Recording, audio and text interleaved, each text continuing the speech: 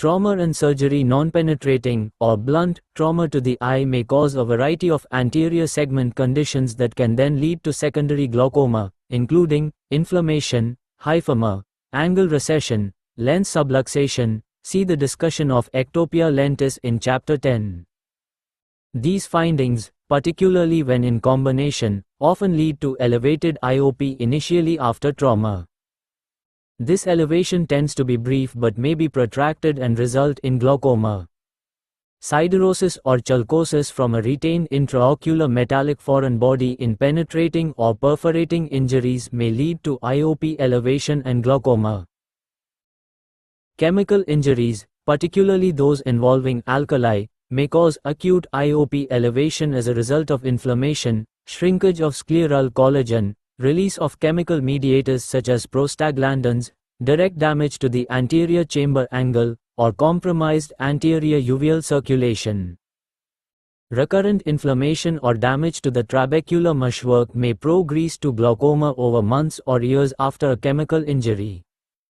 Traumatic HYPHEMA. The risk of elevated IOP after a traumatic HYPHEMA is increased with recurrent hemorrhage or rebleeding. The average reported frequency of rebleeding after an initial HYPHEMA is 5% to 10%, but it varies significantly with diff-FIR ENT study populations. Rebleeding usually occurs within 3 to 7 days of the initial HYPHEMA and may be related to normal clot retraction and lysis. In general, the larger the HYPHEMA, the higher the incidence of increased IOP, although small hemorrhages may also be associated with marked elevation of IOP, particularly when the angle is already compromised. Increased IOP occurs as a result of obstruction of the trabecular meshwork with red blood cells, RBCs, inflammatory cells, debris, and fibrin, as well as from direct injury to the trabecular meshwork from the blunt trauma. Gentle gonioscopic examination in individuals with blunt trauma may reveal a subtle HYPHEMA. In addition to glaucomatous damage, prolonged IOP elevation in an eye with a HYPHEMA increases the risk of corneal blood staining, Fig 8 to 15. Individuals with sickle cell hemoglobinopathies have an increased risk of elevated IOP following HYPHEMA and are more susceptible to the development of optic neuropathy. Normal RBCs pass through the trabecular meshwork without difficulty. However, in the sickle cell hemoglobinopathies, including sickle cell trait, the low pH of the aqueous humor causes the RBCs to sickle and become rigid.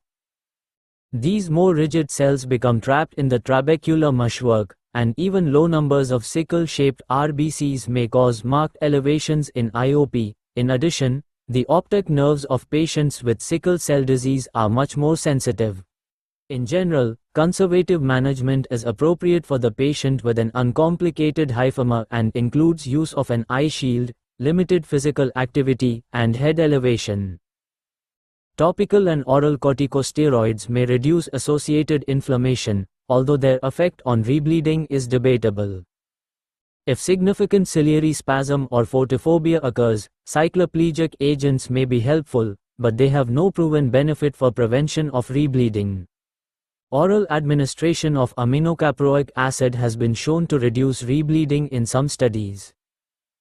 However, this has not been confirmed in all studies, and systemic adverse effects, such as hypotension, syncope, abdominal pain, and nausea, can be significant.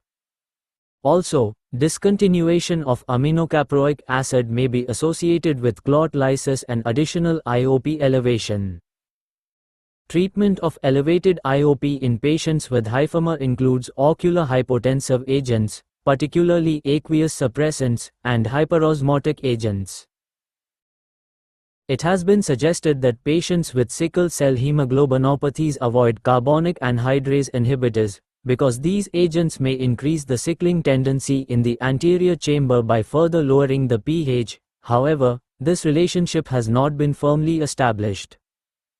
The use of systemic carbonic anhydrase inhibitors and hyperosmotic agents may induce a sickle crisis in susceptible individuals who are significantly dehydrated. Adrenergic agonists with significant A1 agonist effects, upreclonidine, dipivrin, epinephrine, should also be avoided in patients with sickle cell disease, because of the potential for anterior segment vasoconstriction with their use.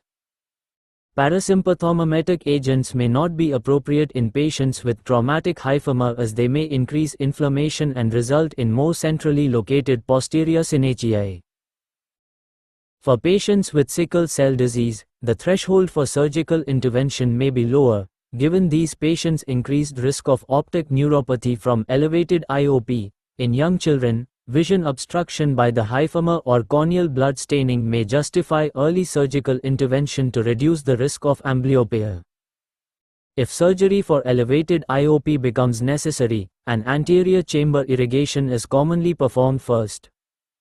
If a total HYPHEMA, figure 8 to 15 corneal blood staining following trauma.